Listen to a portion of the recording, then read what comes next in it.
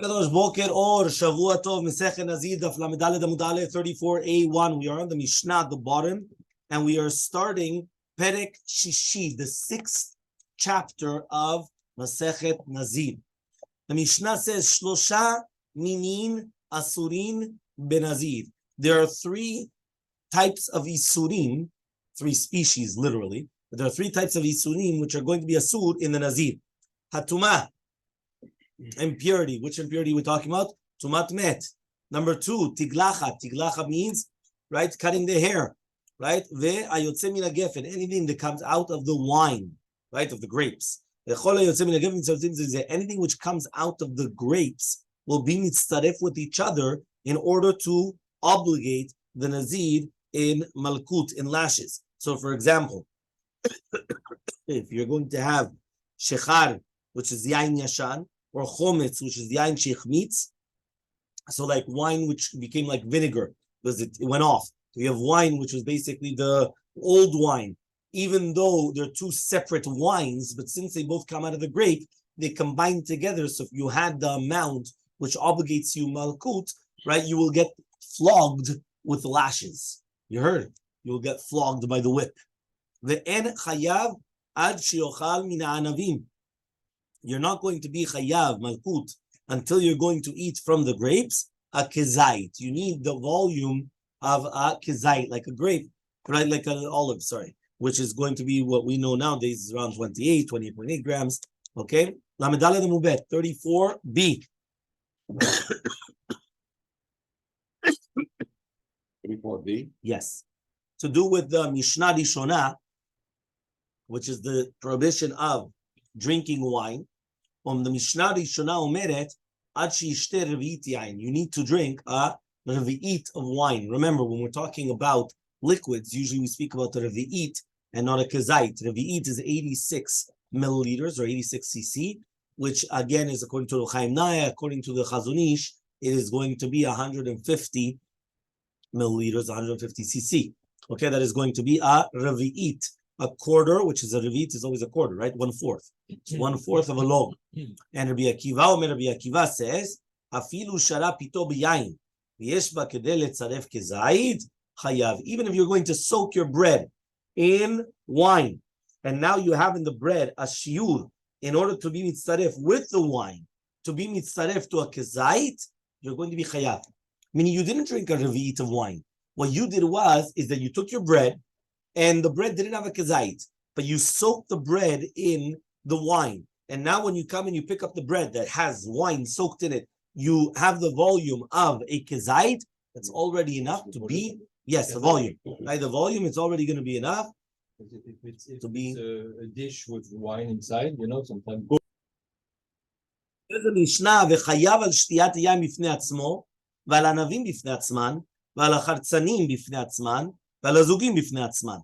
you're going to be chayav malkut on drinking wine by itself, or the grapes by itself, or the chartzanim, or the zagim, which is going to be the outsides and the insides. They're like the klipot, the skins, right? Which is like, like the peels on their side, or the actual pits, right? Now, these 2 halachot are actually basically coming and telling you that if you're going to eat a kezait of anavim and a kezait of chartzanim, you're basically going to be chayav on each one on its own. Meaning you just ate grapes, and then you ate a kezait, meaning a kezait of grapes. You're going to get flogged.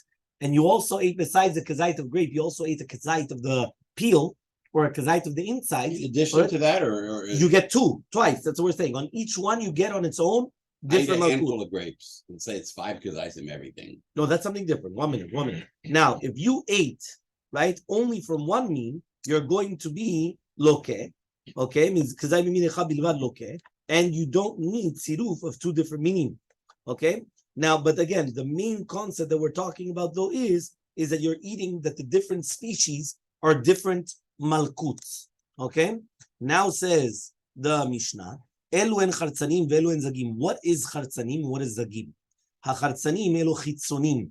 Remember, chartzanim chitzon. It sounds very similar, which means external. Okay, so that's the klipot of the anavim. Okay, so it's a good siman to remember. Chartzanim chitzonim, chitzon, right? Chitzona, outside. So the chartzanim is the outside. Okay, Zagim is the plimim, is the inside, right? Which is the Ganinim. These are the words of Rabbi Yehuda. Rabbi Yosef Omer, Rabbi Yosef says the exact opposite, right? The Chatzanim is Ganinim, and the Zagim are the inside. Yeah, okay. So here he said that's a machloke between Rabbi Yehuda and Rabbi Yosef. Shelot tit'eh. Now, if you're not going to, in order for you not to make a mistake, right? Basically, you have to remember that the Ganinim, like the grape, has two chalakim, right? Just like there has a pa'amon, a zug of a behemah. Meaning, did you ever see a bell of an animal? Yeah, A exactly. bell. You know, like the cows, or they have a bell here. What is a bell? The bell has the outer ring. You don't have to go so far of a bell of a behemah. You have a kiddusha. You have a keter Torah. You see the Torah? The crown of the Torah. Yes. On the crown of the Torah, on the top, you have bells. So the bell is made out of an external cap, an external metal, and then you have the ding dong on the inside. Okay, how do you call it? Bourdon in French. Bourdon. Okay, so there you go. So you have it. You have a pa'amon. So it says the chelek hachitzon is called a zug, and the inside is called an imbal. Yeah, well, how does it say it in English? Imbal. Yeah, in English, yeah, it says imbal. So that's what it says here. So Lashon zag is like zug. So that's what it means, right? So zag zug, which is like inside, okay? And so that's why it's a chelek hachitzoni. And the klipa, right, which is basically the zug, which is going to be the chitzoni. So therefore, obviously, you know that the chartzanim is going to be the garinim. There's the Gemara, Shosha minim asuyim min nazir, hatum'ah, and anything that comes out of the geffen, hayotze min ha-geffen in, ha-geffen atzmo lo. When you tell me now that it's something that comes out of the grapes, it's not only something that comes out of the grapes, but not the grapes in itself. So therefore, only something that comes out, which I would say maybe it's going to be the wine or the other things, but not the grapes in itself. So says the Gemara, matzniti delok Rabbi Lazar. So our Mishnah is not like Rabbi Lazar. The Torah was learned in a Braita. Rabbi Lazar says, "Mikol asher yaseh migeven hayayin afilu alin velulavim b'mashma." Do you know that even the alin and the lulavim of the geffen are included in the geffen? Which means not only is the nazir not allowed to eat like anything that comes out of the grapes, even, for example, the leaves or the stems and branches, everything that's also going to come and be prohibited, right? For the nazir to come and to eat. So Ika de Amri la Seifa. Some people they went and they said, no, this goes on the Seifa. You're not going to be chayav until you're going to eat from the grapes of kazait. Only from the grapes, but from the geffen, no. Matzitin is not like Rabbi Elazar, because we learned Rabbi Elazar says even the Ailin Lovin, even if they're going to be the leaves and the stems and branches, is mashma that it's going to be prohibited. So what is the machloket then? If you're going to learn it on the Reish or the Seifa, Rabbi Lazar dari shebuya muyute Rabbanan dar shekalu uprati, which means Rabbi Lazar, they're going to come and they're going to make a drasha of ribuye umiyute. Ribuye umiyute means I'm including and excluding. And Rabbanan, they make a klal ufrat. Klal ufrat is a generalization and a specification. That's very good. Huh? Klal ufrat. Right, let's listen carefully. Rabbi Elazar dari shibuya miyute. Amplifications and limitations. Yes, right. So Rabbi Elazar comes and he says he's going to be doresh ribuya miyute, the inclusions and the exclusions. What does that mean exactly? It says miyayin v'shechar yazir. A person has to make himself nazir from yayin v'shechar, from any types of wine, right, or beverages, right? Now he says that's a miyut. That's come to exclude, meaning you're not allowed to drink any types of wine. That's an exclusion. Now, when it says mikol asher yaseh migeven yayin, anything which is included coming from the wine, right, from the geffen yayin, so that's riba. That's coming to include, right? It's not coming to exclude. It's coming to include. Miet v'riba. So when you have an exclusion, and then you have an inclusion, riba hakol. It's including everything. My riba, what is it including? Riba kol mile. It's including everything. I think the better word is amplify, because you're adding to it. It was first you say grape on, now all of a sudden you're going to make it bigger. Yeah, amplifying it, which means you're including all other things that are coming from. Not as the English is not. Fine. You want to say amplifying? I'm no saying amplifying really connotes adding to. Yeah.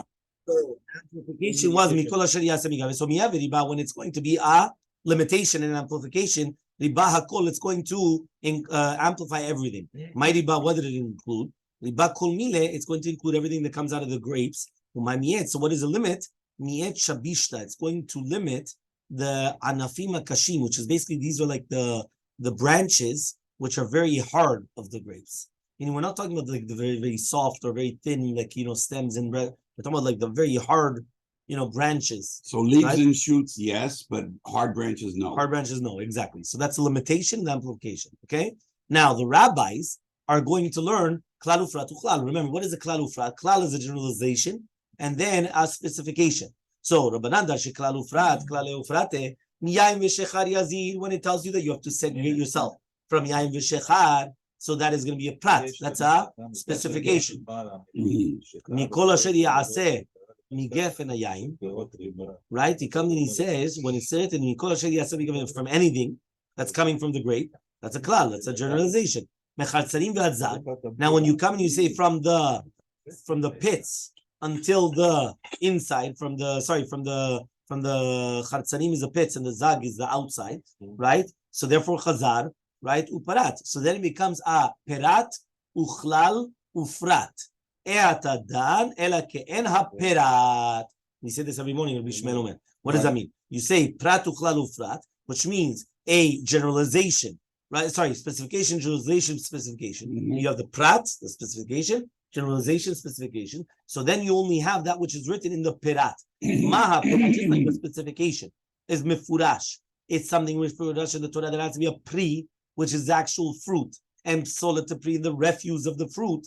Afkol pri, psolet pri has to be everything which is the fruit and the refuse of the fruit, So which is this, something. One second. So according to that, it comes out that according to Chachamim, any types of, whether we're talking about shoots, leaves, or anything, is not a sur, because it's part of the tree, but it's not part of the fruit. It has to be the fruit or the psolet of the fruit, the refuse of the fruit. So ask the Gemara according to this explanation. So that's going to be the difference between them. We're talking about the shoots and the leaves and things like that. So says the Gemara, ima haprat, right? If the perat is mefurash pri gamur, of course pri gamur. 1 second. But when we were talking about the specification was a full fruit.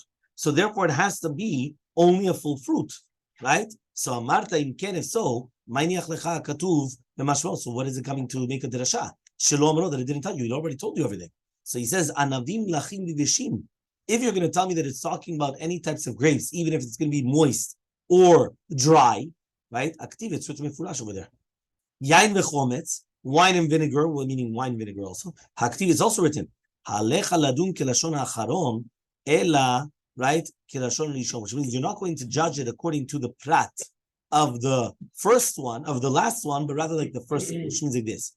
At the first one, right, when we're going to talk about the entire concept, you could say it's a pri gamur. If it's a pri gamur, so it has to be a full fruit. It has to be, and therefore it doesn't. So what is it coming to include then? It has to include something, but it's not including anything, because at the end of the day, everything is written. So therefore, it's not coming to be judging on lashon acharon, the last prat, but rather on the first prat. What is the first prat? Any type of a pri, upsolet pri. Anything which is basically a stam fruit and the refuse of the fruit, not the fruit itself only. Because if you're going to do like the klal ufrat uchlat, prat uchlal ufrat, and you're going to go like the first prat, that means it has to be a full fruit. It cannot be any refuse of fruit either. It has to be the pri atzmo. So now we retracted on that. So says the Gemara, if at the end we're going to add everything anyway because of the prat, so what is the chatzanim v'adzak coming to teach you? From the pits until the peels. To teach you,